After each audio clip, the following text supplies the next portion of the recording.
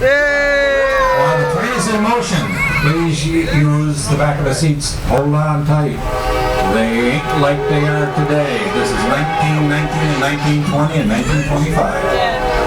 The suspension is not quite like they are today on Amtrak. Okay, show me the train. Well, to tell you where the restrooms are, I got to give you a geography lesson. Emily. We boarded the train on the south side. Emily. The opposite side's the north. The engine's on the east end. Because now, where's the restroom? On the north, east end. You guys, look out down here.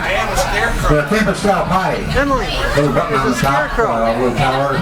Press that to flush it, and if I were you, I would go Alex, there's a scarecrow. And a pumpkin. It's a pumpkin. Trip was about an hour and 20 minutes. Hey. With a slight layover in Marne, the great city of Marne. The entertainment will start shortly. You have a good trip. Thank you again for riding with us today. Well, hello everybody. How are you?